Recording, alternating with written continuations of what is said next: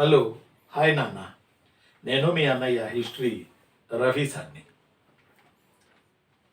నేను మీకు ప్రామిస్ చేసినట్టుగానే రేపు ఈవినింగు 6 గంటలకి గ్రాండ్ టెస్ట్ 3 ఉంటుంది. ఈ ఎగ్జామ్ ఫ్రీగా పెట్టడం జరుగుతుంది. మనం కేజీహెచ్ ఆన్లైన్ క్లాసెస్ యాప్ ఇప్పుడు అర్జెంటుగా ఇది అవగానే డౌన్లోడ్ చేసుకోండి. దీనిలో రేపు సాయంత్రం 6 గంటలకి ఎగ్జామ్ రాయండి. ఎగ్జాక్ట్లీ 6 సీరియస్గా ఎగ్జామ్ రాయండి. సండే మార్నింగ్ 10కి నేను 1 అవరు 1.5 అవరు మీ అందరికీ యాక్సెస్ ఉంటుంది ఫ్రీగానే. కేజీహెచ్ ఆన్లైన్ యాప్లో నేను ఎక్స్ప్లెనేషన్ ఇస్తాను.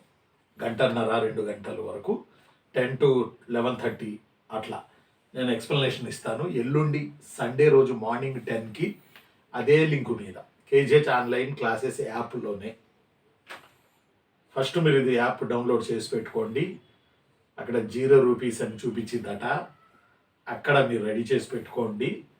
రేపు ఈవినింగ్ 6కి 75 మార్క్స్ ఏపీ హిస్టరీ ఎగ్జామ్ రాయండి. ఎల్లుండి సండే 10 గంటలకి మీ అందరికీ నేను ఎక్స్ప్లెనేషన్ లైవ్, రేపు ఈవినింగ్ లైవ్ ఎగ్జామ్ రాస్తారు. ఎల్లుండి సండే 10 గంటలకి లైవ్లో మన క్లాస్ ఉంటుంది. కాబట్టి డౌన్లోడ్ చేసుకోండి కేజీహెచ్ ఆన్లైన్ క్లాసెస్ యాప్. కాబట్టి సిచ్యువేషన్ చూస్తూ ఉన్నాం, సిచ్యువేషన్ని మనం గమనిస్తూ ఉన్నాం.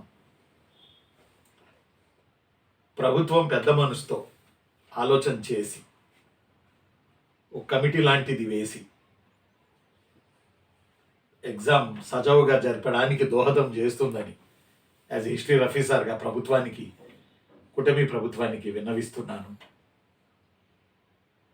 అదే పరిస్థితులలో హాల్ టికెట్స్ కూడా వచ్చాయి కాబట్టి ఏపీపీఎస్సీ తన పని తను చేసుకుంటా పోతుంది. కాబట్టి ఏమాత్రం మీ ప్రిపరేషన్లో ఇంత కూడా వెసులుబాటు లేకుండా జాగ్రత్తగా ప్లాన్ చేసుకొని ఈ 7-8 రోజులు మీరు ప్రిపరేషన్ని ఆపకుండా ప్రయత్నం చేయండి. పాపం మన స్టూడెంట్స్ కూడా, మన ఉద్యోగార్థులు కూడా, వాళ్ళు కూడా ఏమంటాం దాన్ని, మనం చెప్తుంది తప్పు కాదు, వాళ్ళు పోరాటం చేస్తూనే ఉన్నారు. ప్రభుత్వం స్పందించాల్సిన అవసరం ఉన్నది ఇక్కడ.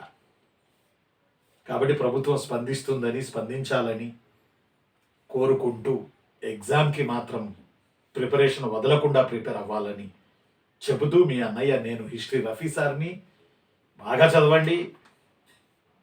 గ్రాండ్ టెస్ట్ 3 రాదురు కానీ ఎల్లుండి లైవ్లో నేను మీకు వివరణ ఇస్తాను. అందులో మీ డౌట్లు ఉంటే నాతో పెట్టొచ్చు, నేను అప్పటికప్పుడే మీకు వివరణ ఇచ్చేస్తూ ఉంటా.